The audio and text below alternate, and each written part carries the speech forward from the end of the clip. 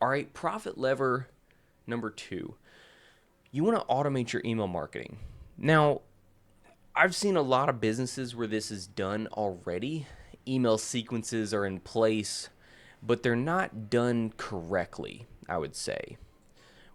What I mean by that is they're not using all the sequences that they can, the sequences at their disposal. So, emails are not dead. Emails are opened by 4 billion people each day. The problem is there's just so much noise out there. And my company's name is Be Known. How do we be known for something? How do we stand out from the crowd in this crowded, noisy world nowadays? And we do that through effective storytelling, narrative based emails, things that connect, things that resonate. And here's a secret. Well, it's not so secret, but here's something that you can leverage: AI. And why I'm going into AI is because AI is such a powerful tool if trained properly. Most times I see business owners, they just spend a couple minutes on the prompt and then they push go and it puts out something generic.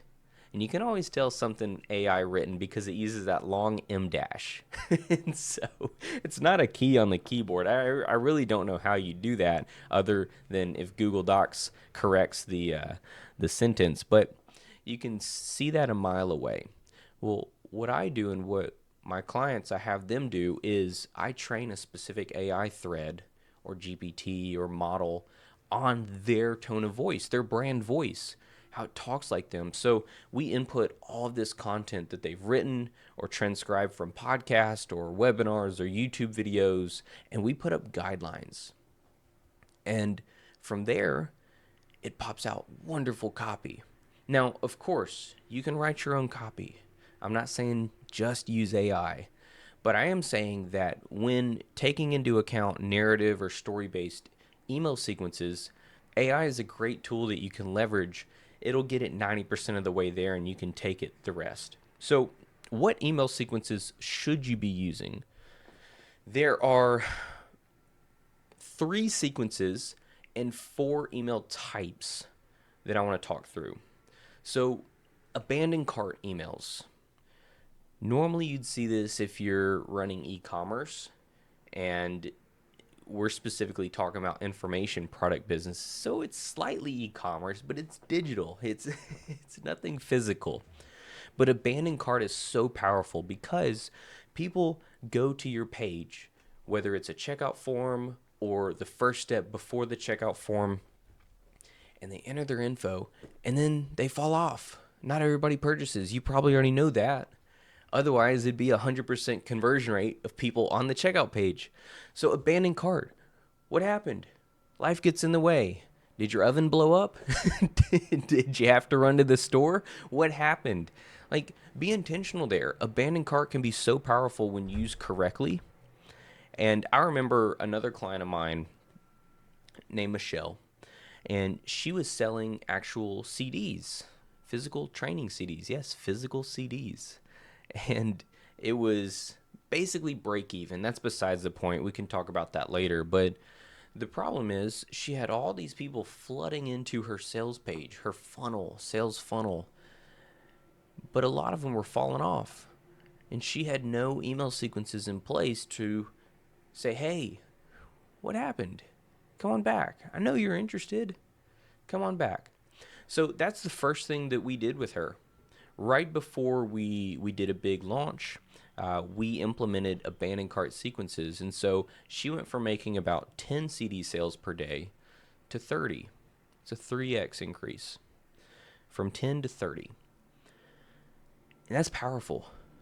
So why is that powerful? It's because we didn't increase the ad spend. All we did was implement a sequence. There was a win back campaign. Hey, come on back. Come on back. We didn't even do a coupon or discount. We didn't want to train people to expect cheaper prices in the business. That's for e-commerce. This is a different business model. So, abandoned cart is so powerful. Next, welcome sequence. So, you've probably heard of this before. Maybe it's a 5-part sequence, maybe it's a 7-part sequence, maybe it's just your initial email, but a welcome sequence. When I think about it, we want to excite new people in our world. We want to get them feeling like, yes, they're in the right place. Welcome. Welcome to my world. I'm so glad you're here. Be intentional. You're going to hear me use that word often. Intentional. Intentionality is very big for me. And I remember one of the mentors that I've never met, I call the mentors that I've never met the people that I study in books, podcasts, online, through coaching programs and courses. I've never met them in person, but I still consider them my mentors. But one of my mentors that I've never met, his name is Jay Abraham, and he talks about the concept of preeminence, how we can be good shepherds to people, how we can stand out from the crowd, how we can take somebody and say, hey, I've got your best interest at heart. If you don't buy from me right now, it's okay. Or if you're not qualified just yet, it's okay. And I use that a lot with our agency and what we do for clients and our done for you services. Not everybody qualifies. And so instead of saying, sorry, can't help, what I do is I point them in the right direction. I have a Rolodex full of people that I can say, hey, you need to get connected to him, and I'll make that introduction. And here's an email of resources you need to use. So 5-day welcome sequence. It's in that same vein. And what I mean there is you want to craft your welcome sequence in such a way where it's exciting, it's compelling, it's informative, and it says, hey, you're in the right place. Let me take you by the shoulder and say, we've got this together. I can help you. You're in the right place, and here's why. So I'm not going to go much deeper into the welcome sequence because it's different for everybody. Everybody has their own brand voice and their way of storytelling and writing, but I want you to keep those key concepts in mind. Intentionality, preeminence, how you can be a good steward because they've chosen to come into your world. So next, re-engagement. Excuse me. The re-engagement sequence is so powerful when used correctly. Now, I mentioned previously that we were working with a client and we introduced a new product because we saw that the market was, their customer base was still needing help and also willing to pay more. And through market research, the market told us that we could introduce more products, higher priced offers. And so re-engagement is perfect for those who are on your list but haven't done anything. Maybe they came into your world and saw that the $47 low-price digital product was not for them at the time. Maybe they wanted something more. Maybe they are a customer and they haven't done anything in a while.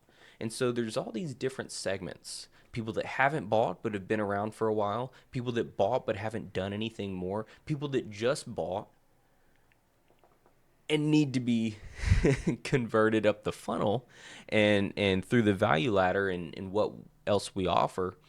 But I want you to focus on the former two.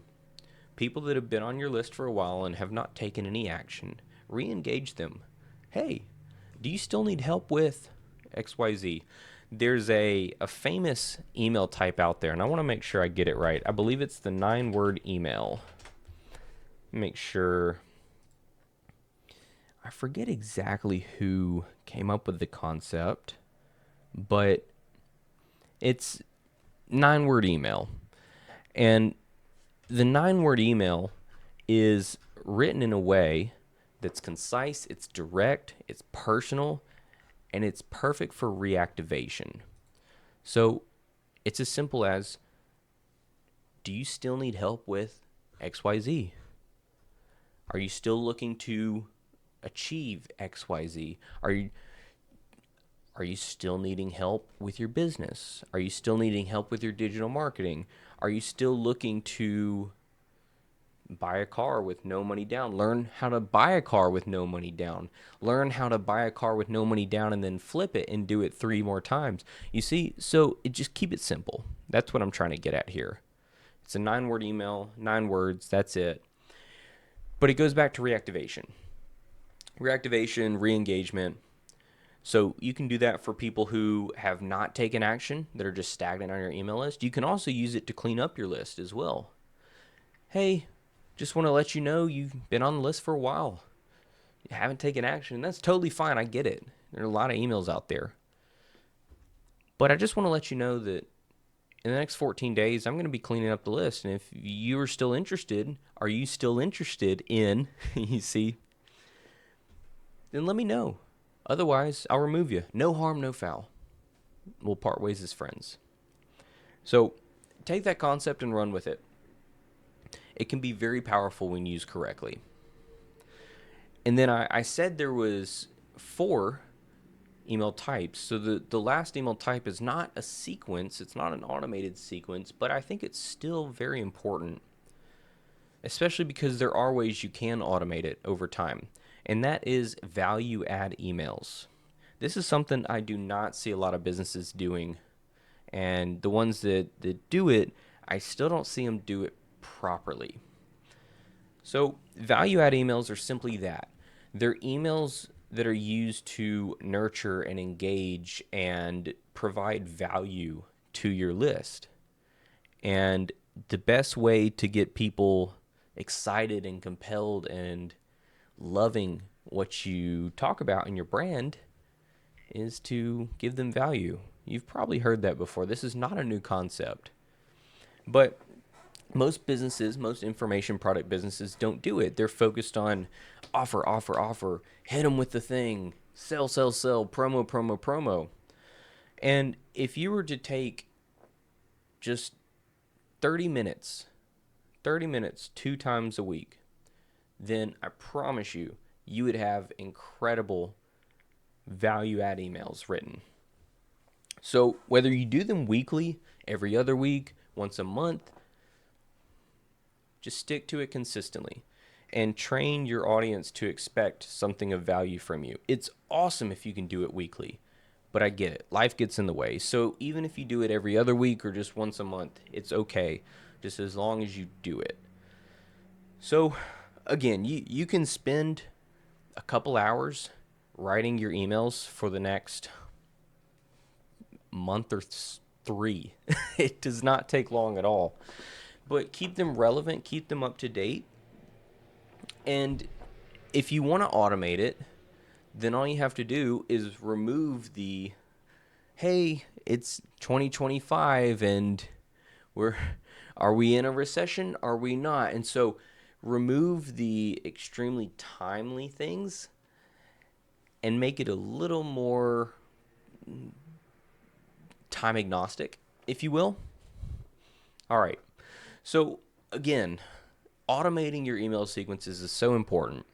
Number 1, abandon cart. Get people to come back. Hey, what happened? Number 2, 5-day, 7-day, 3-day, 1-day welcome sequence. The important part is welcome. Welcome, nurture. Hey, you're in the right place. I've got you.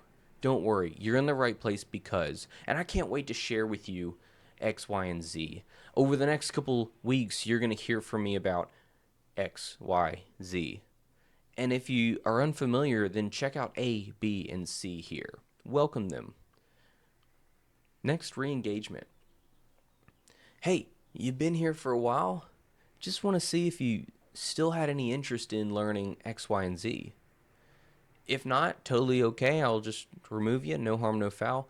Or, hey, are you still interested in learning about, do you still need help with X, Y, Z? And finally, value add emails. And when you have enough written, you can absolutely automate them, put them in a sequence, and here's your once a week automated nurture drip sequence.